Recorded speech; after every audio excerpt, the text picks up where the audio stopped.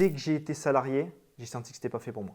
Et là, je me D'accord. suis dit, waouh, j'ai pas de vacances, j'ai que ça comme argent. Ouais. Je dois rester au bureau de 9h à 18h. Là, j'ai pris une claque. On n'a pas de planning, on Ça, n'a c'est pas de top. compte à rendre. Je pense que tout le monde devrait avoir la possibilité de vivre sa vie et non pas celle qu'on essaye de nous faire subir en fait. Si quelqu'un a envie de se dégager de son travail, est-ce que tu as une idée de stratégie qui pourrait être intéressante et sur quelle durée? Comment tu verrais les choses si tu dois conseiller quelqu'un? Je pense qu'on est sur une très bonne fenêtre de tir, des prix qui baissent, des taux qui dégoûtent un petit peu les investisseurs débutants qui ne savent pas comment faire. Et donc, on va acheter moins cher, on va être rentable.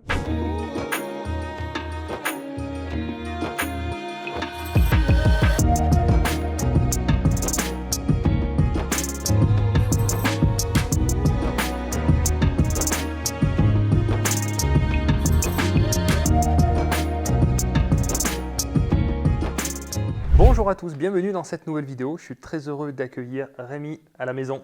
Merci beaucoup pour ton accueil, on est bien.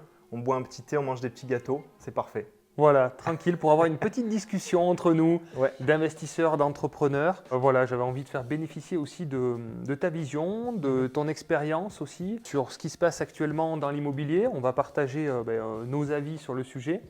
Et puis expliquer un petit peu qu'est-ce que tu fais aussi, comment tu entreprends, comment sont rythmées tes journées, mes journées. L'idée c'est qu'on élargisse un petit peu les sujets habituels pour que vous appreniez du coup peut-être à mieux me connaître, à mieux connaître Rémi, puisqu'on se voit maintenant depuis plus de 2 ans. Ouais, c'est on vrai. s'est rendu compte de ça. Finalement, ça fait 2 ans qu'on qu'on avait tourné une vidéo ensemble. Et puis on n'habite pas très loin et tout, donc voilà, j'aime bien ta mentalité, j'aime bien ce que tu fais, que ce soit dans l'IMO ou même en termes de formation. Donc on va débattre un petit peu de tout ça et puis on est là pour partager un bon moment avec vous. J'espère que ça vous plaira. On est à la maison, on est tranquille, Avec plaisir. on est chez moi. Et puis on va essayer de vous partager notre vision parce qu'il y a quand même pas mal de choses qui bougent actuellement dans l'IMO et de manière générale. Donc on va évoquer pas mal de sujets. Allez, c'est parti. Let's go.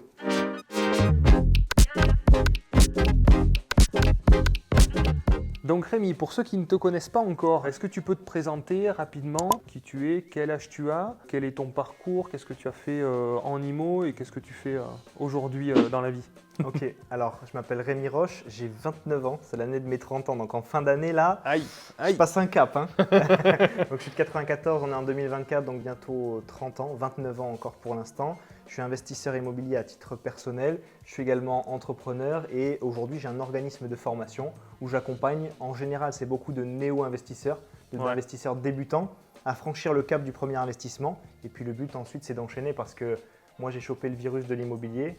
Toi aussi, il y a plus longtemps quand même. Et le but, c'est de donner ce virus, ce bon virus à tous les gens qui ont envie d'entreprendre, d'investir, de se sécuriser et puis d'avoir des revenus complémentaires. Très bien, parfait. Donc toi, tu t'es spécialisé un petit peu dans certains logements aussi. Est-ce que tu peux expliquer qu'est-ce qui a fait que tu as investi finalement dans l'immobilier? Parce que tu n'étais peut-être pas amené à investir. Ça t'est tombé dessus par hasard ou qu'est-ce qui t'a mis le pied à l'étrier? Alors déjà, je suis issu d'une famille tout à fait classique. Enfin classique, mes parents sont divorcés, donc ça c'est peut-être un peu moins classique. Mais j'ai été élevé par ma mère qui est maintenant c'est très classique. Ouais, c'est vrai. C'est un peu plus classique. Donc ma maman qui est infirmière qui m'a élevé. J'ai jamais manqué de rien, mais bon, un salaire d'infirmière. Toi, tu étais aide-soignant, donc c'était 1005, 1008 maintenant. Ma mère, je crois qu'en fin de carrière, elle est vers les 2000, mais bon, c'est très peu en fin de carrière, elle a 60 ans. Donc j'ai jamais manqué de rien, mais jamais eu beaucoup d'argent non plus. On partait en voyage vers La Rochelle, tu vois, à 3 heures de chez moi. Donc c'était pas, on ne partait pas aux 4 coins du monde. Ensuite, j'ai fait un parcours assez classique IUT. À l'époque, je voulais être pris en prépa, je me souviens, après mon lycée. Et je n'étais pas assez bon, donc j'ai pas été pris. Mince. Et je me suis dit, bon, tant mieux. Tant pis, tant mieux, je sais pas, mais en tout cas, ils m'ont rappelé quand j'étais à l'IUT parce que je devais être pas loin sur liste d'attente. Et je leur ai dit, ouais, c'est bon, vous m'avez fait le coup, je ne vais pas revenir vous voir après la rentrée. Bref, IUT. Et ensuite, je suis parti en école d'ingénieur à Toulouse. Et là, je me suis dit, bon, c'est pour avoir le métier de mes rêves, beaucoup d'argent, du temps libre, pour être un peu la fierté de la famille, tu vois. Et oui, les parents, ils se sont dit, mon fils, il est ingénieur, c'est génial. La reconnaissance sociale. Voilà, c'est ça. Et ça a été très dur d'ailleurs pour mes parents, même encore un peu aujourd'hui, je pense plus pour mon père qu'autre chose, de se dire, mon fils, il est ingénieur, mais il ne fait pas du tout un métier d'ingénieur. C'est un peu dur pour eux. Mais c'est sûr, on est envie dans ce monde où on a cette pression sociale, avec très hiérarchisée, avec des diplômes, et chacun a des places bien précises à tenir. Et c'est vrai que moi j'ai eu beaucoup ce syndrome un peu de l'imposteur aussi, parce que je suis très peu diplômé. Et donc c'est vrai qu'on a cette référence, qu'est-ce que tu fais dans la vie, et on te catégorise comme ça assez facilement par rapport au diplôme. Pour moi, un diplôme, c'est très bien, hein, ça développe des compétences, mais tu répètes beaucoup du par cœur quand même. C'est que tu sais enregistrer et répéter les mêmes choses. Et au final, ce qu'on demande, c'est surtout de la réflexion dans la vie. Et puis, c'est pas parce que tu as eu un diplôme à 20, 25 ans qu'après, dans la vie, tu sauras bien te débrouiller. Et je trouve qu'on apprend tous les jours, contrairement justement à ces diplômes et cette société qui te catégorise dès que tu as ton diplôme, où tu dis « Bon, j'ai mon diplôme, allez, j'apprends plus rien maintenant, je me laisse aller. » Et moi, je trouve que c'est plutôt un avantage de rien avoir, parce qu'on est toujours en recherche perpétuelle de compétences. Bon, après, c'est au niveau du tempérament aussi. Mais je trouve ça un peu dommage qu'en fait, on a une société qui catégorise avec des diplômes à un certain moment de la vie et qui, finalement, au fur et à mesure des années, se dévalue parce qu'on ne peut pas rester sur ses acquis. Si on ne se forme pas, forcément, on régresse. C'est ça. Donc, diplôme d'ingénieur, les choses que j'ai apprises, en général, les connaissances ne me servent pas aujourd'hui. Après, il y a quand même pas mal de choses qui me servent au niveau méthode de travail, confiance en moi. Il y a des choses que j'ai développées quand même dans mon parcours scolaire qui m'aident aujourd'hui. Après, mon premier job, ça a été un job de gestion de projet. Donc moi, j'ai été salarié 3 ans. J'ai été salarié de 2017, fin 2017 à 2020, jusqu'au Covid à peu près en gros. Et donc, ça me sert aujourd'hui dans mes investissements immobiliers, dans mon parcours d'entrepreneur aussi. Mais dès que j'ai été salarié, j'ai senti que ce n'était pas fait pour moi. Ah ouais. Dès mon stage de fin d'études, c'était de février 2017 à août 2017. Et là, je me suis dit, waouh, j'ai pas de vacances, j'ai que ça comme argent. Je dois rester au bureau de 9h à 18h. Là, j'ai pris une claque, vraiment une claque. Parce que, je l'ai dit, ma maman, elle avait des moyens pas très élevés, mais elle faisait toujours en sorte que j'ai ce qu'il faut. Elle ne voulait pas forcément que je travaille l'été, elle voulait que je profite. Alors, c'est un avantage ou un inconvénient, je ne sais pas. En tout cas, j'ai bien profité quand j'étais jeune grâce à elle. Mais derrière, quand je suis rentré dans le monde du travail actif à 23 ans, j'ai pris une claque monumentale. Et là, je me suis dit, bon, comment je peux faire pour sortir de ça, de ce quotidien qui ne me plaisait pas. Et on en a parlé un petit peu plus tôt. J'ai un autre Robin qui était dans le même bureau que moi. On était vraiment assis tous les deux avec nos petits ordis. C'est Robin alors. Ouais, c'est ça. On a sympathisé, on allait boire des cafés, tout ça. On allait manger ensemble au resto. Et puis, il m'a dit, petit thé, je vais boire un petit coup aussi après. Il m'a dit, franchement, il faudrait qu'on investisse dans l'IMO. Moi, je voulais acheter ma RP. Il m'a convaincu de ne pas le faire. Et après, on s'est mis dans l'investissement locatif. Puis après, ça a déroulé pendant les 3 premières années, en tout cas, où j'étais salarié. D'accord. Mais je pense qu'il y a beaucoup de personnes qui peuvent se reconnaître en fait d'être dans un job qui ne leur plaît pas et de se sacrifier comme ça 5 jours par semaine et avoir que 2 jours de repos par semaine plus 5 semaines de congés par an, c'est hyper frustrant. Et les personnes qui arrivent à accepter ça, quand on aime ce qu'on fait, je peux le comprendre, mais c'est vrai que quand on y passe autant de temps, il faut absolument faire quelque chose qui nous plaît. Sinon, qu'est-ce que ça fait ? On prend sur soi, on devient mal dans sa peau, on devient petit à petit aigri et on a finalement, avec le temps, je pense, des personnalités dépressives qui sont mal dans leur peau, qui sont méchants avec les autres. Et donc forcément, ça se dégrade. Donc il faut arriver à trouver la porte de sortie. Toi, tu l'as trouvé du coup avec l'immobilier ? Oui, exactement. En fait, je me suis retrouvé dans ce que tu dis. J'étais absolument pas bien dans mon job. J'étais en dépression à la fin, je pense, à peu près. Il faut mettre des mots, c'était quasiment ça. Je pleurais les dimanches soirs parce que je savais que le lundi, je devais revenir travailler. Et par contre, ce qui m'a drivé, c'est pourquoi je voulais y arriver, pourquoi j'investissais dans l'immobilier à côté de mon travail. Je n'allais pas manger tous les midis avec mes collègues qui allaient à la Côte-et-Larette, à Courtepaille. J'y allais une fois par semaine, mais le reste du temps, j'étais focus. Il y avait tout ce qui était forcément visites, travaux. Au tout départ aussi, je commençais à faire des vidéos sur ma chaîne YouTube pour documenter un petit peu mon parcours. J'étais vraiment focus et je travaillais très très dur à ce moment-là parce que 35 heures pour la boîte, ça ne me plaisait pas, mais peut-être 35 heures de plus pour moi sur une semaine, plus les week-ends. D'accord. Donc vraiment, c'était C'est bien parce que tu as beaucoup de travaillé charbon. pour toi, ce que beaucoup de personnes ne font pas parce qu'elles se trouvent des excuses. Je vais être un peu dur, mais elles se trouvent des excuses parce qu'on travaille déjà toute la semaine et donc voilà, c'est déjà trop, je veux me reposer, etc. Mais en fait, si on ne travaille jamais pour soi, pour son avenir et pour se développer quelque chose pour nous, ben on reste enfermé. En fait, hein, c'est ce qu'on appelle la rat race et ça peut être de la rat race entre guillemets de luxe confortable, hein, avec des hauts niveaux de salaire, avec effectivement finalement une situation salariale confortable, mais qui nous enferme dans un mode de vie où on est quand même toute la semaine au bureau à échanger son temps. Ouais, tout à fait, hein. Et donc ça, c'est assez frustrant encore plus quand on fait un truc qu'on n'aime pas, quoi. Je pense que c'est quelque chose par lequel tout le monde passe un petit peu, mais il faut Ouais. savoir justement quand on est dans cet inconfort au quotidien, faire des choses qui vont nous permettre d'en sortir. Parce que si on fait rien, on peut attendre. Alors moi, je suis absolument pas du genre à me dire un nouveau gouvernement, une nouvelle loi, un nouveau boss, ça va changer quelque chose, hein. Pour moi, ça ne changera rien du tout. Si toi-même, tu mets pas des choses en place pour toi, ta famille, tes enfants, ta femme, ta compagne, personne ne le fera. Même pas un boss, même pas un gouvernement, même pas un cousin, même pas un ami, personne. Oui. Il faut se responsabiliser, quoi. Exactement, il faut penser à soi. Ouais. Et c'est nous qui pouvons changer les choses. C'est pas égoïste de dire ça, c'est juste qu'il n'y a que nous qui pouvons changer les choses pour nous-mêmes. Je suis d'accord. Et même, je vais aller plus loin, c'est quand on se trouve des excuses, on reporte la faute sur les autres. Ah ouais, Ça, on peut le faire indéfiniment. Ah ouais, mais tu as vu, ils nous ont pondu une nouvelle loi, etc. non, ouais. Ah, mais moi, c'est plus difficile parce que si, parce que ça. Alors, évidemment, il y en a pour qui c'est plus facile. On n'est pas tous égaux dans les mêmes milieux, etc.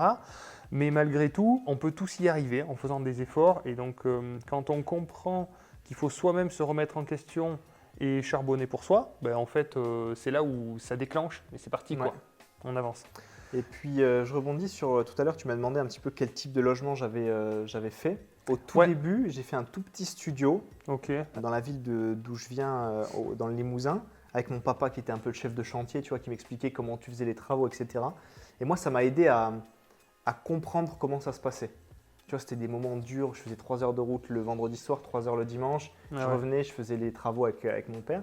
Mais ça a été très formateur, sur le coup, vraiment très formateur. Et donc ça m'a permis d'être un petit peu rentable légèrement, tu vois, de faire un petit peu de bénéfices. Et après, le truc qui m'a permis de passer un palier, c'est les micro-logements.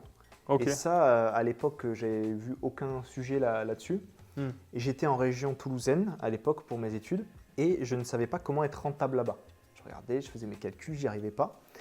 Et je me suis dit, en fait, si j'achète une plus petite surface, je vais du coup emprunter moins à la banque parce qu'on achète moins de mètres carrés. Mais si je fais un truc hyper bien rénové et j'ai toujours la même capacité d'accueil qu'un studio, c'est-à-dire 2 personnes, même dans 13-15 mètres carrés, j'accueille 2 personnes. Si c'est nickel, je vais pouvoir louer autant qu'un studio de 20-25 mètres carrés en courte durée, par exemple, sauf que moi, j'aurais acheté beaucoup moins cher. Donc, j'ai plus de rentabilité. Et ça m'a fait passer un deuxième step derrière parce que petit investissement, possibilité d'enchaîner, gros rendement. Je suis tout à fait d'accord. Ouais, très bien. Et donc ça, c'est un studio. Alors ça, c'était ton premier. Du coup, tu l'as loué en courte durée, tu as loué en longue durée? Non, en courte durée. Alors direct. le premier studio, il était en meublé classique et après le premier micro-logement courte durée directe. Ok, d'accord, très bien. Donc tu as des mécanismes pour optimiser les petites surfaces. Et je sais que c'est différent de ce que tu fais parce que toi, tu as fait beaucoup d'immeubles. d'immeubles. Ah ouais, c'est très différent. Et après, c'est vraiment un feeling aussi avec les investissements. Avec les types d'investissements, il y en a qui sont très colocs, très bien, il faut y aller. Moi, j'avais peur à la base, j'avais 1 750 € de salaire à mes débuts. J'étais seul pour investir parce que ma compagne, elle avait que des CDD, donc c'était très compliqué, elle ne pouvait pas me suivre. Et donc, je voulais quelque chose qui me sécurisait. Et pour moi, cette stratégie me sécurisait et m'a permis d'être rentable. Ok, très bien. Ouais, c'est une bonne vision, surtout sur les grandes métropoles où le prix de l'immobilier est super cher.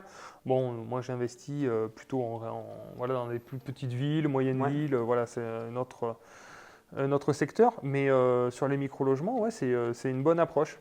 Après, tu as enchaîné, du coup, à quel moment tu as quitté ton job? Comment ça s'est organisé en fait dans ta vie? J'ai enchaîné, j'ai continué à acheter encore d'autres micro-logements. Ensuite, j'ai acheté aussi ma résidence principale. La résidence principale, je l'ai achetée sur Toulouse à l'époque où je me faisais virer. Je me faisais licencier à cause du Covid. Et donc là, j'attire aussi l'attention des personnes qui nous regardent. J'étais ingénieur, cadre en CDI. Ah ouais, et tu t'es quand même fait licencier. Voilà. Alors, c'est départ volontaire, licenciement, c'est toujours entre les deux parce qu'ils nous ont proposé.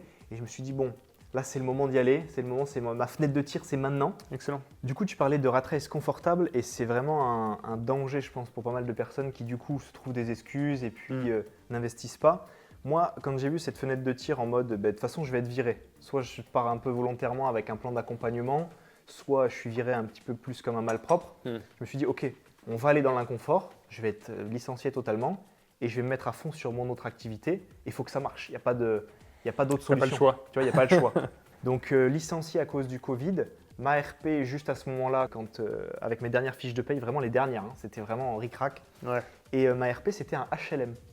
D'accord. Et un HLM, dans ma tête, c'était les vieilles bars pourries et Ah moches ouais, je suis d'accord. Et ben pas du tout. À Non. Toulouse, tu avais des HLM. La résidence datait de 2006. Ok. Elle était très jolie, briquettes roses, etc. à la toulousaine. Ah ouais. Et ça m'a permis d'avoir un prix pas cher, réactif. J'y suis allé direct, j'ai fait l'offre un dimanche soir, vraiment réactif.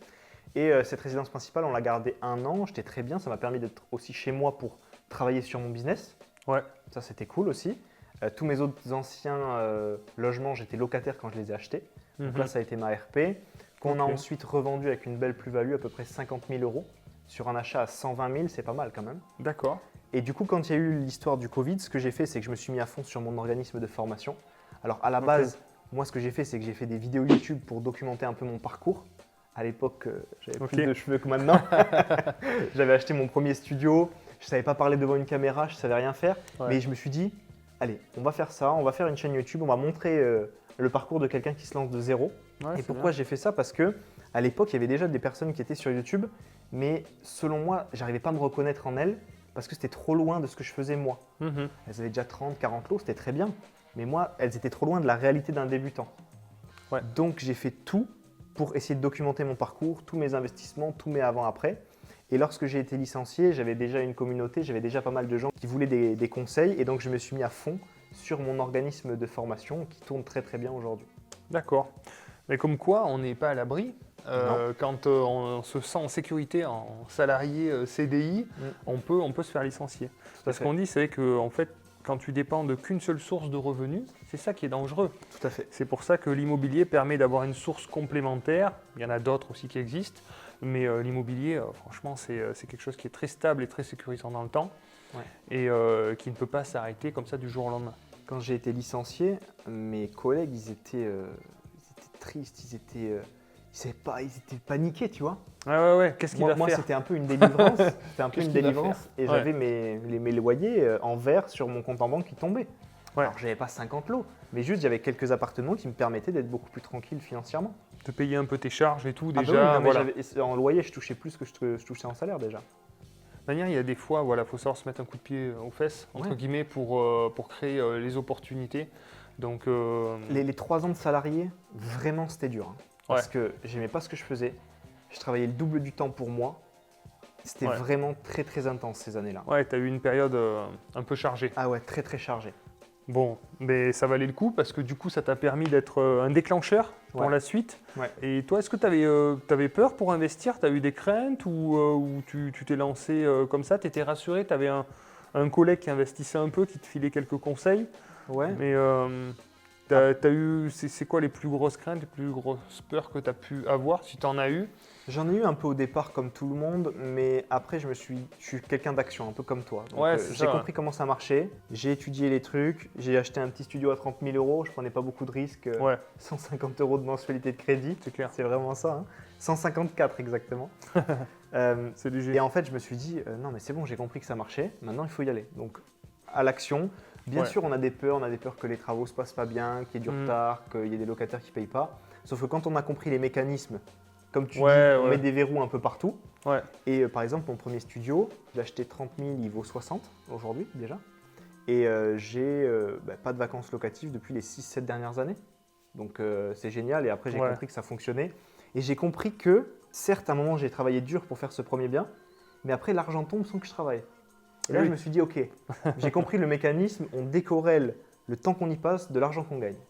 Exactement, ça c'est une notion très importante qui nous manque du coup en France où on a été élevé, éduqué en bons salariés à échanger notre temps contre une rémunération alors qu'il y a bon nombre de systèmes qui existent et qui permettent justement d'augmenter nos revenus d'une manière conséquente, puisqu'on n'est plus dans ce système d'échange temps-travail. C'est des automatismes, donc il y a l'immobilier, il y a d'autres systèmes aussi, la création de sociétés qui peuvent s'automatiser, les dividendes, enfin, etc., etc. Il y a plein de choses comme ça où on peut justement créer des automatismes et donc utiliser son temps pour, pendant un moment, travailler, créer le business. Par exemple, dans l'immobilier, trouver le bien, faire les travaux, le mettre à louer, trouver le financement. Et une fois que c'est fait, il y a un peu de gestion, mais c'est assez léger, quoi. Exactement. Ça tourne un peu tout seul. Et ça ouvre quand même pas mal de portes, hein, parce que sinon, on n'a que 24 heures dans une journée.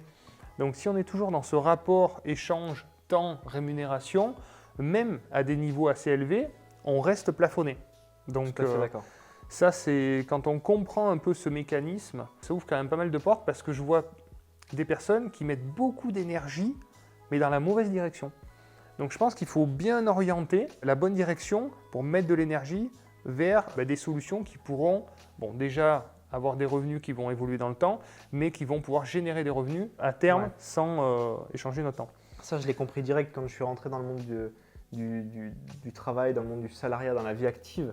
Je me suis dit non mais il faut que je travaille pour moi parce que sinon comment ça va se passer La retraite à quel âge? À 70 ans, on déambulateur. Donc certes il y a des années qui sont chargées pour toutes les personnes qui vont se lancer et qui se disent comment je vais faire, ça va être compliqué. Oui, ça va être compliqué. Oui, il y a du boulot. Parce que quand tu travailles en salarié, plus tu travailles pour toi, pour ton immobilier, etc., il y a du boulot. C'est pas insurmontable. C'est du travail, mais après, les résultats, ils sont au rendez-vous. Et aujourd'hui, le fait d'être libre, là, je viens de voir un mardi, après, on va au resto, après, on va se faire un paddle. C'est des choses qui, derrière, n'ont pas de prix. C'est surtout de pouvoir avoir le temps d'être libre. C'est vraiment le pourquoi qui fait que vous allez avoir de l'énergie. C'est vrai qu'une fois qu'on est sorti en fait, du système classique du monde salarié, on ouvre les yeux et on se rend compte en fait, dans quelle supercherie on vit un peu.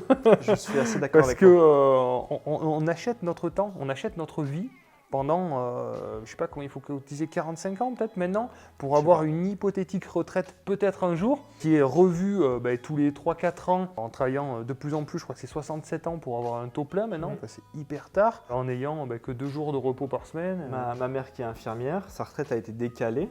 Donc elle va pouvoir la reprendre un peu plus tôt parce qu'elle a un bon fiston qui va s'en occuper, tu vois. Mais c'est abusé quand même. Ouais, c'est incroyable. Moi, je trouve ça abusé. Et du coup, un de mes pourquoi, c'était aussi d'aider mes parents. Donc mon père, il a, on va dire, moins de soucis financiers, il est tranquille, il a bien mené sa barque. Donc au moins passer du temps avec. Ma mère, elle est infirmière, donc salaire d'infirmière, même en fin de carrière, c'est pas top. Énorme. Hein. Donc je lui paye des vacances, je lui paye plein de trucs et je suis très heureux de pouvoir passer du temps avec. Ça n'a pas de prix pour moi. C'est excellent. On parle du pourquoi, on parle de tout ce qu'on fait, c'est pour justement avoir du temps en famille, avoir des souvenirs. Moi, c'est vrai qu'on part maintenant souvent comme ça, un peu au dernier moment, on ne réserve pas trop, on ne planifie pas à l'avance. Et ça, à chaque fois, on se le dit. Je dis, mais c'est génial en fait, c'est au dernier moment, hop, tiens, il fait beau, tiens, on va partir là, on fait ci, on fait ça. On n'a pas de planning, on n'a pas de compte à rendre. Et je pense que tout le monde devrait avoir la possibilité de vivre sa vie et non pas celle qu'on essaye de nous faire subir en fait. C'est pour ça qu'aussi on essaye de partager pas mal de contenu pour essayer d'inciter tous ceux qui n'osent pas trop franchir le pas. Ça ne se fait pas du jour au lendemain parce qu'on voit aujourd'hui cette situation, ça se construit avec le temps. Oui, il y a beaucoup de travail. Hein. Mais l'immobilier permet quand même, on parle quand même de grosses sommes. C'est l'avantage, c'est que c'est de suite des montants de loyer assez importants, on peut facilement compenser une retraite avec 4-5 appartes, quoi. Largement. Franchement, c'est assez simple et accessible à tout le monde. Parce qu'on ne s'imagine pas combien on peut emprunter. Moi, j'aurais jamais imaginé que je puisse emprunter des sommes comme ça, genre 6 millions d'euros de crédit actuellement. J'aurais jamais imaginé pouvoir emprunter autant en étant à l'époque aide-soignant, plus au chômage. C'était inconcevable. Alors, ceux qui travaillent, qui ont un bon poste, peuvent vraiment lever des fonds d'une manière importante. Et puis l'immobilier, on n'est pas obligé de le garder 20 ans, 25 ans. On peut revendre au bout de 7-8 ans, récupérer du cash, rembourser un autre bien, avoir des revenus complémentaires. Au fur et à mesure de sa vie, on peut dire je construis mon patrimoine. D'ailleurs, tiens, ça c'est une question qui pourrait être intéressante à poser.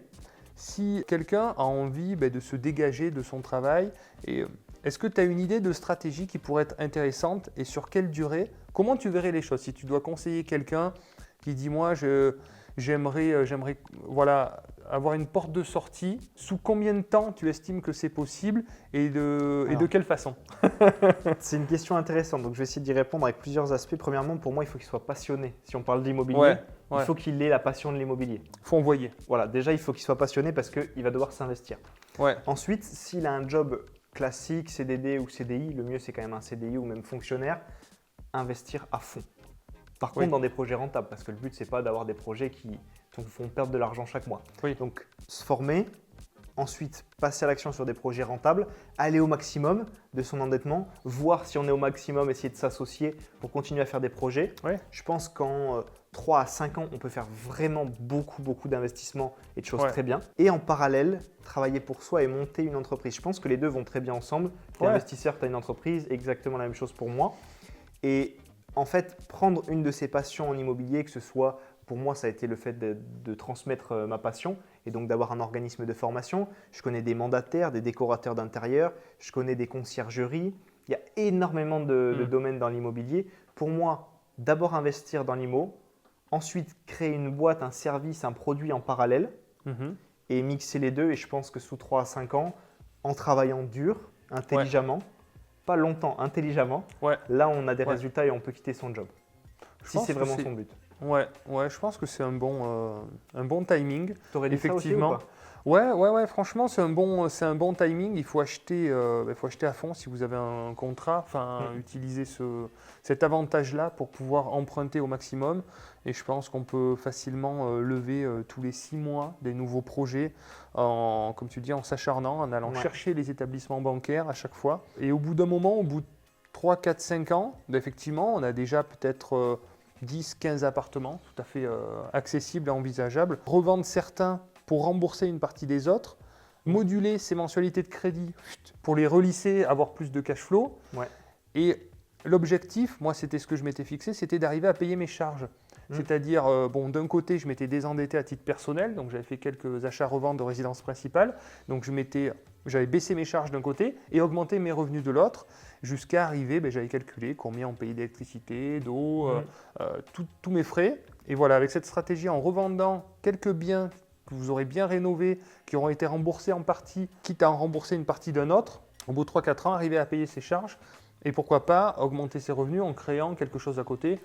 Parce qu'aujourd'hui, franchement, avec Internet, on peut proposer des services assez facilement. On peut faire plein de choses. On n'a pas besoin d'être, un expert dans le domaine. On peut être honnête aussi avec son audience. Comme tu l'as dit, quand tu as commencé, tu as débuté, tu dis, je débute. À l'époque, faut être tout à fait honnête en fait. C'est la première fois que je faisais un parquet, c'est la première fois que je posais une cuisine.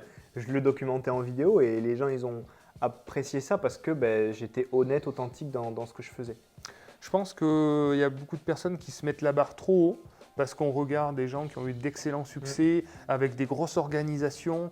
Mais tout ça se construit petit à petit avec le temps. Les parcours sont tous différents, il en existe des infinités. Moi, j'ai eu ce parcours-là parce qu'il y a eu le Covid, parce que je me suis fait licencier. Ça aurait pu être peut-être différent. Il y a des personnes qui vont plus vite, mais après changent de voie. Il ne faut pas forcément se comparer, il faut faire quelque chose qu'on aime bien. Et je reviens un petit peu sur ce que tu disais tout à l'heure. Moi, ce qui me drive, c'est la liberté et profiter de mes proches. Tu vois, on va approcher le week-end de Pâques, je vais aller voir ma grand-mère et j'y vais le jeudi, je reste jusqu'au mardi. J'ai pas de contraintes en fait. Et pour l'instant, j'ai mes grands-parents encore, je suis très content. J'en profite. Pour moi, c'est vraiment ça, c'est que ça n'a pas de prix et les expériences qu'on vit. On en parlait, tu pars beaucoup en voyage. Moi, je fais des très gros restos. J'aime beaucoup ça, les étoilés. Ma mère, elle adore ça, les hôtels, tout ça. J'aime bien aussi, c'est pas mal. C'est pas mal ça. Et en fait, tu crées des souvenirs de famille. On part beaucoup en voyage avec ma compagne. On repart au Canada cet été pendant 1 mois. Super. Mon patron, il m'aurait dit non. Il m'aurait dit pas autant de temps. Il m'aurait dit pas à cette période.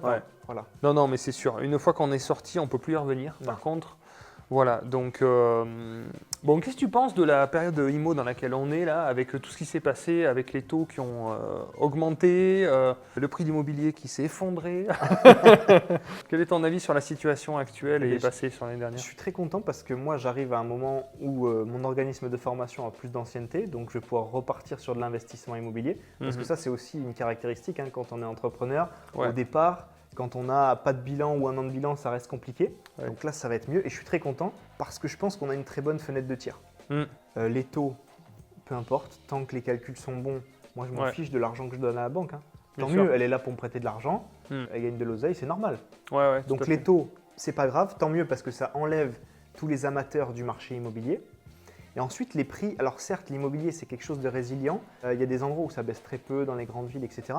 Mais dans les campagnes, etc., ça commence à baisser un petit peu les zones un peu plus rurales. Et c'est très bien, là, je suis sur l'achat d'une ERP où c'était affiché à peu près 300. On est vers les 220 en ce moment pour la négociation. Donc, c'est plutôt positif. Donc, je pense qu'on est sur une très bonne fenêtre de tir, des prix qui baissent, des taux qui dégoûtent un petit peu les investisseurs débutants qui ne savent pas comment faire. Et donc, on va acheter moins cher. On va être rentable. Il y a une grosse demande locative parce que très peu peuvent accéder à la propriété. Et peut-être qu'on renégociera notre crédit dans 2, 3, 5 ans, j'en sais rien. Et en tout cas, on aura gagné sur les deux tableaux. Donc voilà comment je vois les choses. Ouais, très bien. De manière très positive. Je partage complètement ton avis, c'est une période hyper intéressante. Nous, on a eu donc avec Projet Locatif effectivement une baisse de demande sur l'année 2023. On a fait un peu moins de projets. On va faire une baisse de 23% par rapport au projet qu'on avait fait en 2022. Donc c'est quand même assez significatif. Et là, ça repart bien en début d'année. On est quand même content parce qu'on a accompagné plus de 1000 clients, 1000 projets réalisés avec Projet Locatif. Donc si vous en faites partie, merci beaucoup pour votre confiance. On est très heureux d'avoir pu vous aider et vous accompagner dans vos projets. Donc c'est vraiment un peu notre fierté. Et on a quand même une communauté qui est quand même bien aguerrie puisque là, effectivement, depuis le début de l'année, on a de plus en plus de demandes qui reviennent. Puisque effectivement les taux commencent à baisser légèrement. Je pense qu'en fin d'année, on va atterrir sur du 3,5-3%, c'est possible. Donc ça commence à faire des belles baisses de taux.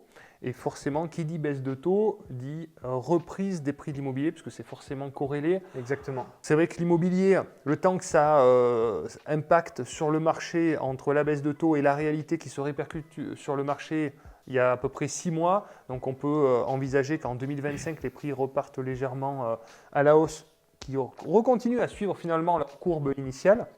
Et donc c'est pour ça que là, notre fenêtre de tir, elle est maintenant. Elle est assez courte, je pense, sur 2024, où comme tu dis, il y a les histoires aussi de DPE, de propriétaires qui ont peur, qui ne sont pas forcément bien renseignés. Donc voilà, donc cette loi, on en parle souvent, elle est revue, recalculée. Là dernièrement encore, elle est encore revue parce que ça ne peut pas fonctionner. Ils remettent les dates plus loin, ils disent que pour les petites surfaces, ça va être différent. Donc en fait, ils ont fait peur à tout le monde, c'est nickel. Nous, on arrive, on achète moins cher. Moi, j'ai énormément d'élèves qui achètent des biens avec des DPE pourris. Ils font des négociations. J'en ai vu un passer l'autre jour, là, c'était 30 000 € de négo sur un bien à 120. Donc, c'est quand même une belle négo quand même. Complètement. Et derrière, ils font des super projets. Et puis, le DPE, ça nous permet, nous, d'acheter des biens moins chers, de les rénover. Et puis, c'est top. Faut savoir saisir les opportunités. Il y a des belles négociations. Je pense qu'il y a des propriétaires qui veulent vendre depuis un bon moment, qui ne peuvent pas vendre et au bout d'un moment, ils sont contraints de vendre, donc ils acceptent des baisses de prix. Et puis de toute manière, à partir du moment où on a un équilibre financier, c'est la banque qui finance, c'est le locataire qui rembourse. Donc faut réfléchir comme un investisseur. Moi, c'était en 2010 quand j'ai commencé à investir, c'était des taux à 4,5 et ça ne me posait pas de problème. Ça pose problème à tous ceux qui ont connu que les taux à 1%. Mais moi, ça ne me pose pas de problème. Tu vois, c'est ça le problème. Je ne comprends pas les gens qui se disent « ouais, ça ne marche pas, j'arrête ». Moi, j'ai commencé avec des taux à 1,5 voire 2. Après, j'ai réussi à être vraiment au creux de la vague des taux. Et maintenant, même à 4%, ça ne me dérange pas tant que mes calculs sont bons. Ouais, complètement, exactement. Puis je veux dire, même si l'immobilier baisse, tant que tu n'as pas vendu, tu n'as pas perdu d'argent. Même si tu es au creux de la vague des prix, ça va remonter tant que tu n'as pas vendu, tu es OK. Et les taux, c'est pas grave. La banque, elle gagne de l'argent. Déjà, elle te prête. Là, je vais avoir sur la RP normalement du 7% d'apport. Donc, c'est quasi rien.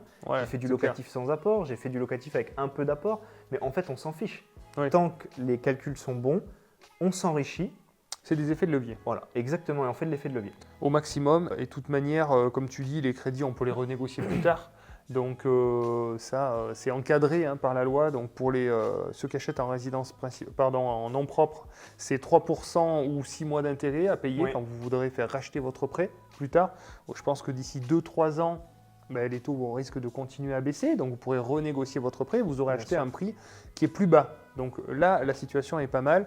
Faites juste attention entre parenthèses, puisque j'ai le cas, là j'ai 2 projets en cours où j'ai eu des taux plus élevés de renégociation de crédit effectivement sur l'achat en SCI, puisque là c'est libre au niveau de la banque. Donc moi j'ai un taux à 5% que je trouve raisonnable. Ils ont voulu te verrouiller un peu. Voilà, parce que Forcément, les banques savent qu'en ce moment, il va y avoir des crédits qui vont être faits à des taux assez élevés et qui vont forcément être renégociés dans les années à venir. Donc, ils préparent déjà le terrain sur les renégos. Ce n'est pas possible en nom propre, c'est encadré par la loi. Mais effectivement, en société ou en SCI, c'est possible de mettre des taux plus élevés. Donc, faites attention, vérifiez dans vos contrats que les taux ne sont pas explosifs en cas de renégociation parce que sinon, ça sera compliqué de le faire. Mais je trouve que la situation est vraiment bonne. Et pour rebondir sur la demande locative, c'est juste fou. Ouais. Nous, on se rend compte d'ailleurs avec projets locatifs partout en France, on a une demande locative qui explose parce que la construction a été à l'arrêt là. Très peu de construction, le prix des matériaux a explosé. Les gens ne peuvent pas accéder à la propriété. Exactement, moins de crédit, les taux d'intérêt qui sont montés, donc ils ne peuvent plus finalement acheter, devenir propriétaires, donc ils restent locataires. Plus de demandes locatives. De notre côté, j'en parle souvent sur la chaîne, mais moins de biens parce qu'il y a des anciens propriétaires qui enlèvent leurs biens du marché locatif pour le vendre, parce que mauvais DPE, etc. Donc moins de biens, plus de demandes et pour nous, c'est super en tant qu'investisseur. Exactement. Moi, j'augmente en moyenne mes appartements entre 50 et 80 euros par mois, là en ce moment. Voilà, à chaque fois que j'ai une remise en location… Et à chaque fois, tu as beaucoup de demandes. Et j'ai beaucoup de demandes et j'ai plein de personnes qui veulent louer. Donc, c'est que voilà, je suis encore en dessous des prix que je pourrais pratiquer. J'aime bien être toujours un petit peu en dessous. Ça permet d'avoir un peu moins de turnover. Et puis, voilà, de pas siphonner un peu les locataires. C'est vraiment… l'idée, c'est que la personne se sente bien et reste longtemps. Et maintenant, ce que je fais, donc moi, je mets des clims dans chaque appart, dans le salon. Donc, à chaque changement, cool. Je mets juste le salon, en fait. Donc, on a négocié des prix de gros, là, avec mon gestionnaire, puisque sur le parc, on va mettre sur 30-40 appartes là, des clims. On a eu des prix imbattables. En ce moment, il y a des prix, mais c'est pas que moi, hein. Il y a des offres avec des magasins professionnels. Moi, je suis à 400 € par clim. Donc, groupe intérieur-extérieur, tu vois, pour des pièces de 25 mètres carrés, donc de 2,5 kg. Et après, il faut compter la pose et la mise en service. Donc, on va dire que pour un peu plus de 1 000 €, 1 200 €, on a une clim dans un appart qui est posée, installée, fonctionnelle, qui améliore le DPE. Enfin, voilà, je trouve ça super bien. Et après, on ne met pas dans toutes les pièces, on met dans le salon. Honnêtement, on rafraîchit le salon, on ouvre les portes et ça rafraîchit le logement de manière générale. Et ça nous permet de faire les augmentations que je viens d'expliquer sans trop forcer parce que des logements aujourd'hui climatisés, il y en a très peu. Pas beaucoup. Hein. Non. C'est vrai que c'est une très bonne valeur ajoutée. Ouais, je pense que c'est pas mal. Ce qu'on cherche en tant qu'investisseur, c'est un retour sur investissement. Donc quand on investit 1000, on cherche à avoir 10 pour avoir 10%. Et donc là, on peut augmenter en mettant une clim. Vous pouvez même le faire avec des locataires en place. Hein. Je le fais avec des locataires en place. Je leur dis, écoutez, moi, je vous propose une augmentation de loyer de 30 € par mois et je vous installe la clim. 30 € par mois, ça fait 360 € par an. Et donc, ça fait un retour sur investissement par rapport à 1200 de 30% de mon investissement de départ, qui est super intéressant. Les locataires sont contents parce qu'ils ont la clim, ils vont rester plus longtemps. Et voilà, je trouve que en ce moment, c'est quelque chose qui est intéressant à faire parce que les prix, j'ai l'impression, ont quand même bien baissé sur les clims. Donc c'est cool. C'est vrai. Donc oui, je voulais parler d'un sujet un peu plus large. Je viens de voir passer là, dernièrement le patrimoine moyen des Français à leur décès est de 177 000 € en moyenne. Et on estime en France être riche avec quelqu'un qui touche plus de 3 700 € par mois de revenus. Donc voilà, quel est ton avis sur le sujet? Est-ce que c'est quelque chose qui te fait rêver? Encore, c'est moyen, ça veut dire qu'il y en a en dessous et au-dessus, quoi. C'est vraiment la moyenne. 177 000, t'as dit? 177 000 € au moment du décès, le patrimoine moyen d'un Français. Ça me paraît tellement faible. Ça me paraît ultra faible. Ouais, c'est choquant. Même pas une maison ou toute petite, ou enfin voilà, c'est très peu. Ouais. Avec les avantages qu'on a en France pour emprunter et acheter de l'immobilier, ça me paraît encore plus faible. Je veux dire, peut très vite, avec 3-4 appartes, plus une ou deux maisons, je veux dire, on peut vite être à 1 million quasiment. Donc, je me dis que c'est très faible. Et après, 3 700, tu as dit, pour être riche? Ouais, considéré comme riche en revenus par personne. Ça veut dire qu'il y a 10% des gens qui touchent au-dessus ou… Ah mais beaucoup moins, 3 700 en pourcentage, je ne sais pas combien c'est. Mais en tout cas, on est considéré comme riche. On est considéré en France comme riche si tu as plus de 3 700 € de revenus. Pour un Français moyen, je suis riche alors parce que je dépense plus que 3 700 € par mois aujourd'hui. Ouais. Et ouais, pour moi, je veux dire, l'argent, c'est pas une fin, c'est un moyen de faire plein de choses. Ouais. Et c'est un moyen de faire des restos, des voyages, d'avoir des expériences, de faire plein de choses. Donc pour moi, faut pas viser que ça. Enfin, je veux dire, il faut viser en fonction des choses qu'on a envie de faire. 3 700, c'est bien, il faut essayer de viser 3 000, 5 000, 10 000 en fonction de ce qu'on veut faire. Disons que la liberté, c'est bien, mais avec un peu plus d'argent, ça permet plus de Ah oui, choses. je veux Voilà, dire, alors, c'est vrai que c'est un peu le gros mot de l'argent, mais l'argent, c'est un moyen de Ah nous ouais. permettre de faire des choses. Donc, c'est bien de recentrer Sur notre chaîne, effectivement on par n'a rapport à pas ça. forcément sur nos chaînes, on n'a pas de tabou avec ça. Ouais. Tu gagnes bien ta vie, je gagne bien ma vie, et notre but, c'est d'en profiter, d'en faire profiter nos proches, parce que ben, c'est ça qui nous permet derrière d'avoir de super expériences et d'avoir une belle vie, tout simplement.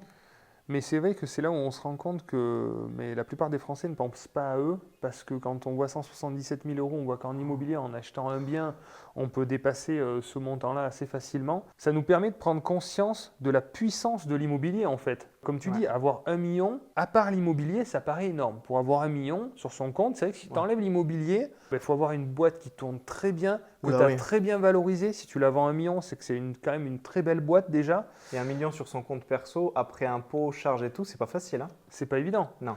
Alors qu'avec l'immobilier, ça me paraît pas si Non, compliqué moi que non ça. plus. Voilà, je veux pas paraître prétentieux, mais c'est très accessible à beaucoup de personnes et beaucoup plus que ce qu'ils le pensent. Donc en fait, ça fait prendre conscience que l'immobilier, c'est un vecteur d'enrichissement et de liberté ultra puissant. Clairement. Malgré tout ce que je peux faire moi à côté au niveau entrepreneurial sur d'autres activités, mais l'immobilier, ça reste un pilier, un Moi besoin aussi. fondamental. Et puis moi, il y a des personnes qui me parlent de mon organisme de formation maintenant parce que c'est la société qui tourne, qui me fait gagner de l'argent et j'en suis très heureux. Mais ce qui m'a permis de sortir d'où j'étais, c'est mon immobilier, c'est rien d'autre que ça. Ouais, Et c'est vraiment pour moi un vecteur d'enrichissement qui devrait être obligatoire pour tout le monde quasiment.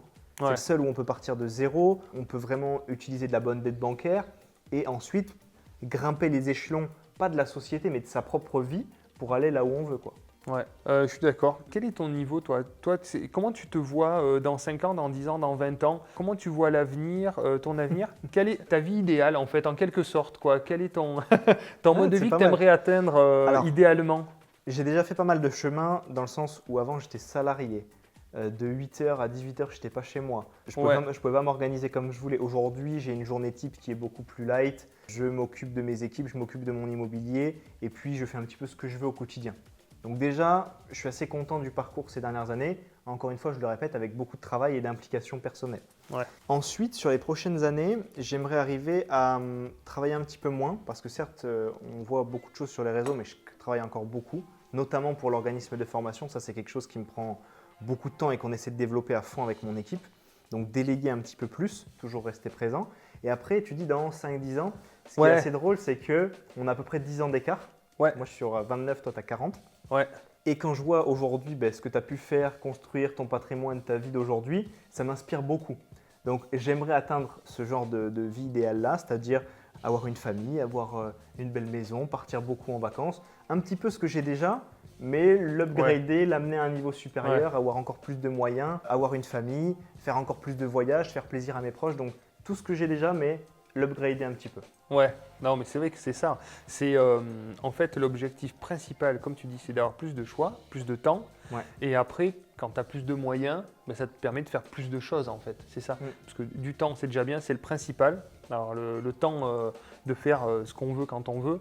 Et après, voilà, quand on a des moyens, il y a des voyages qui sont un peu plus sympas, Tu vois, et puis etc. Quoi, voilà. On peut parler rapidement voyage si tu veux. Le dernier voyage qu'on a fait, l'année dernière, on a beaucoup voyagé. On a fait Canada, après on a fait Brésil, après on a fait les États-Unis.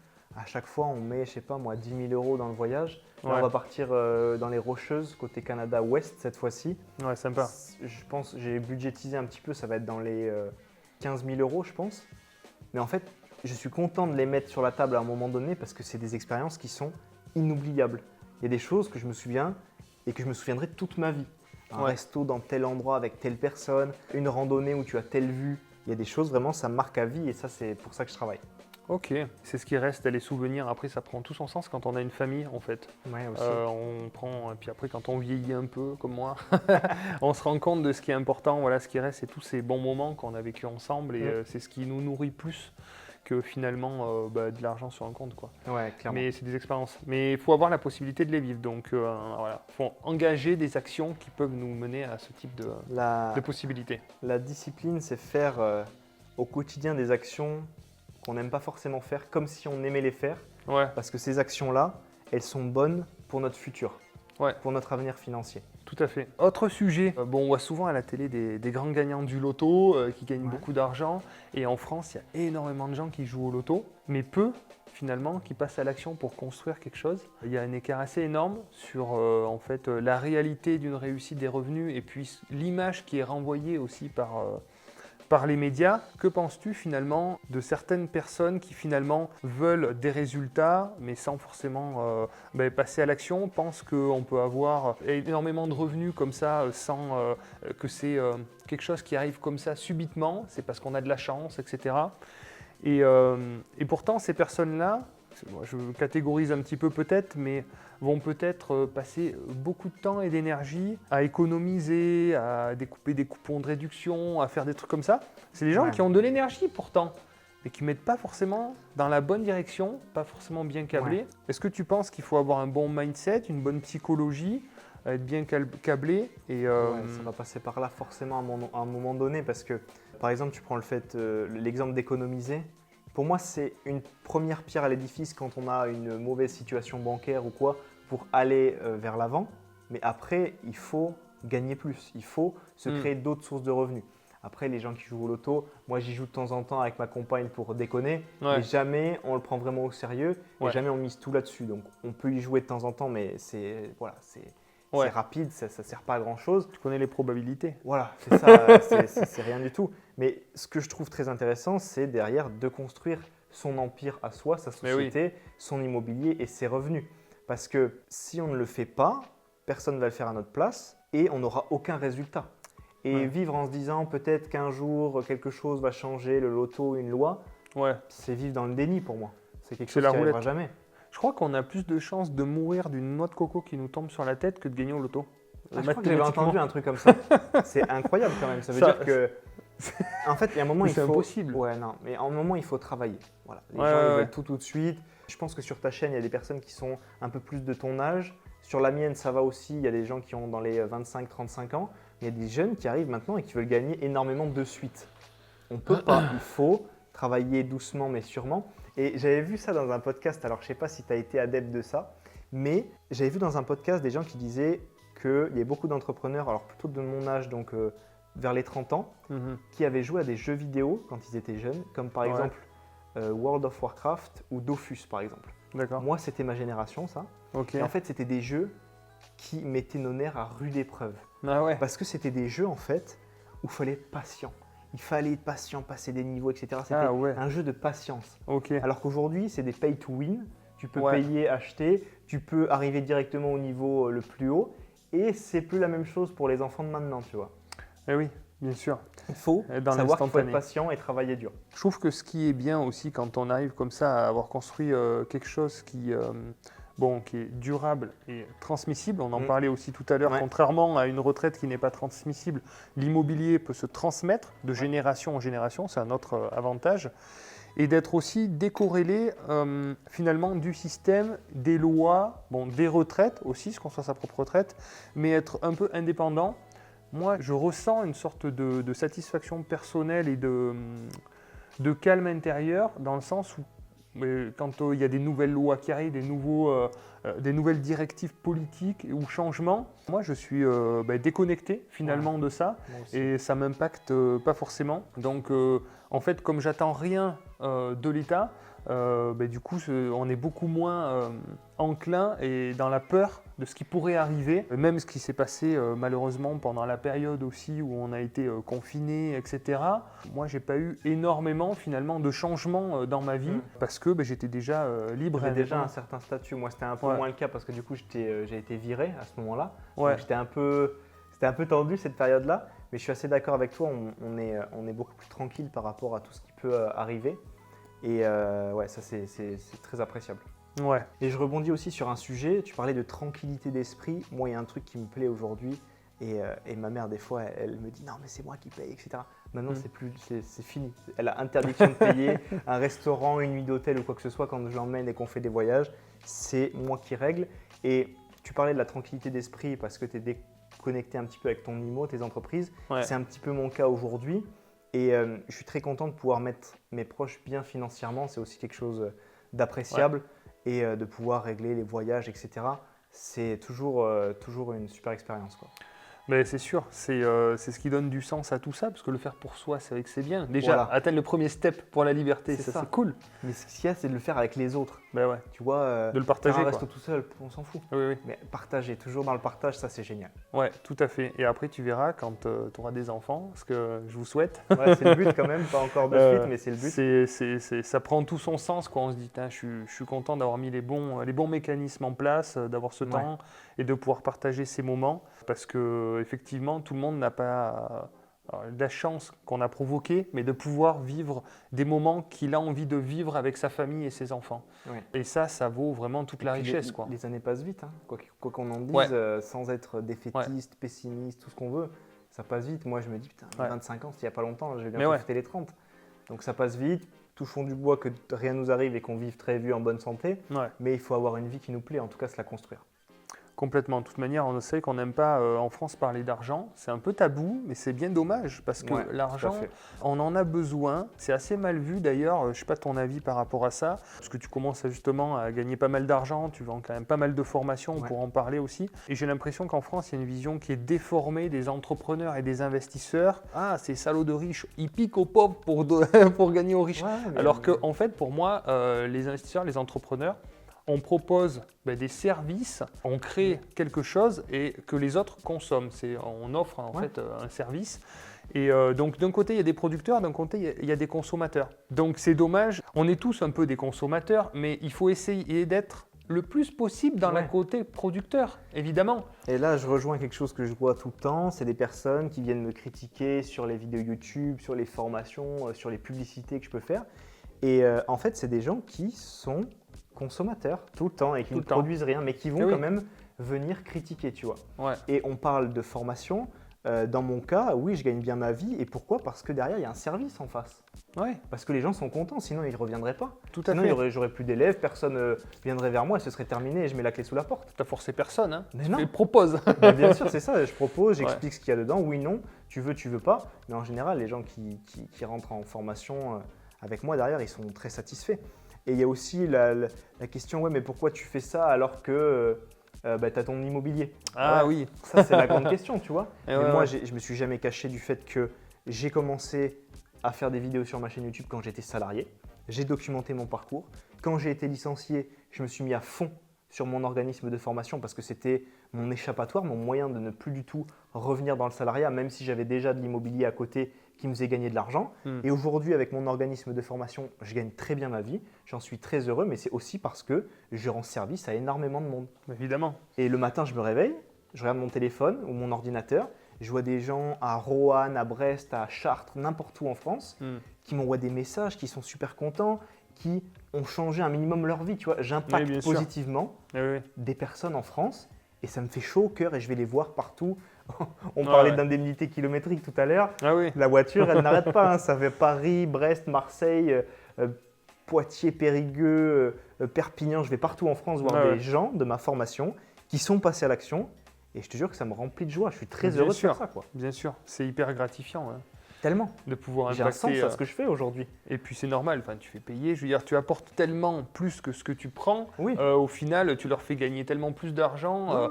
Bon, voilà, c'est la base du business. Il y aura toujours des gens qui critiquent, mais je m'en fiche. Ça, je sais que. Ouais, mais ça, c'est normal. Mais c'est pour dire qu'en France, c'est vrai que il faut quand même parler d'argent. Et ça, c'est vrai que j'ai envie de casser un peu les codes là-dessus parce que oui, l'argent, c'est pas le plus important, mais l'argent est important. Bien sûr. Et bien sûr que le premier critère, c'est d'avoir sa famille en bonne santé autour de soi. Et puis après, l'argent est rapidement un outil qui arrive quand on veut faire quelque chose, avoir de la liberté, avoir du temps et vivre sa vie. Donc, tout à fait. C'est une notion importante. Ok, bon, du coup, je suppose que tu vas faire comme tous les grands formateurs, tu vas t'expatrier à l'étranger pour payer moins de fiscalité. Alors, pour rien te cacher, on y a pensé. C'est-à-dire qu'on s'est dit, bon voilà, on commence à gagner de l'argent, même l'IMO ça tourne et bon voilà, on s'est dit, est-ce qu'on part ou pas ? On ne partira pas pour une raison très simple, je suis avant tout un investisseur immobilier. Ce qui m'a mis là où je suis aujourd'hui, c'est mes investissements immobiliers. Et en France, on a des avantages qui sont considérables au niveau de l'achat immobilier locatif. Donc, on va rester en France. On va payer nos impôts en France, tout va être bien comme il faut, mais on va surtout continuer à acheter de l'immobilier en France parce qu'on a beaucoup d'avantages. c'est un pays où c'est unique de pouvoir emprunter comme ça, ouais, bien sûr. Avec si peu d'apports sur des durées aussi longues, avec des taux, mine de rien, en dessous des taux des autres pays, hein, partout. Aux États-Unis, on est dans le 7-8% actuellement, par exemple. Et moi, je vois beaucoup d'entrepreneurs aussi qui en reviennent de l'expatriation. Ils sont partis aux States, à Dubaï, en Andorre ou je ne sais où. Le coût de la vie est énorme. Il faut 50% d'apport pour investir dans l'IMO. Ouais. Et en fait, ils ne gagnent pas forcément assez et ils se retrouvent un peu pris à la gorge. Et ils se rendent compte que, bon, en France, il y a plein de choses qui ne vont pas, mais l'immobilier, ça va très bien. Bien sûr, l'immobilier est super stable et très soutenu justement par l'État parce qu'il y a quand même des frais de mutation, ça engendre beaucoup de travaux de rénovation, ça fait tourner l'économie et donc comme c'est une sorte de poumon économique du pays, l'État ne peut pas se permettre de laisser tomber l'immobilier, d'avoir des prix qui dégringolent, qui s'effondrent.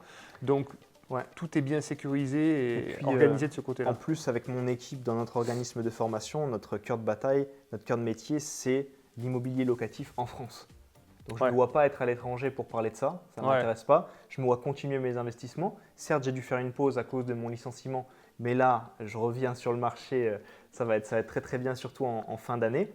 Et aujourd'hui, on a accompagné plus de 600 personnes. Je crois qu'on n'est pas loin des 700. Okay. Donc ça monte très très vite. Ouais. Et je me suis staffé, on est 12 aujourd'hui à temps plein. Donc le but, c'est vraiment de proposer un super service derrière. Ouais, super. Mais te connaissant, je sais que c'est de qualité, c'est carré, suivi, organisé. Ouais, c'est ça. Formation d'ingénieur. C'est ça. Il y a quand même des choses qui restent. Tu vois. Ouais, tout à fait.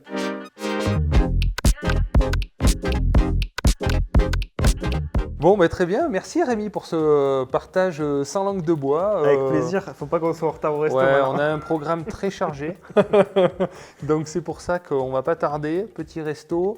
Petit paddle après tennis. Je me suis amélioré aussi. Moi aussi, attention. Ah, ça va faire mal. On va voir ça sur le terrain. Il y a beaucoup d'entrepreneurs qui jouent au paddle. Moi, je joue souvent à 13h, 15h, 11h. Ouais, moi je joue n'importe quand j'en ai envie. On est sur des groupes, mais comme tu dis, il y a beaucoup d'entrepreneurs, on fait des rencontres super intéressantes aussi.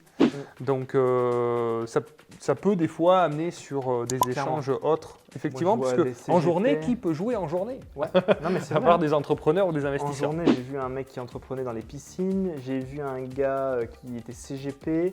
J'ai vu pas mal d'entrepreneurs aussi. Oui, c'est beaucoup d'entrepreneurs, c'est vrai. Bon, et puis après, je te montre un petit peu la colocation qui est finie. Avec plaisir. Voilà la maison que j'ai fait en colocation, que vous avez pu suivre sur la chaîne. On va aller faire un petit tour. Moi, j'aurai une petite partie sur ma chaîne YouTube alors, de ta coloc. Ouais, carrément. On fera les deux vidéos. On a fait une vidéo sur ta chaîne où Rémi m'interview et là, on fait une vidéo où je t'interview. Donc voilà, vous aurez les deux programmes si ça vous intéresse. Parfait. Merci en tout cas pour ton accueil. Avec grand plaisir. Écoute, merci pour cet échange et puis je te mets la volée au paddle. Allez, ça marche, on va voir ça. Allez. À bientôt les investisseurs. Ciao.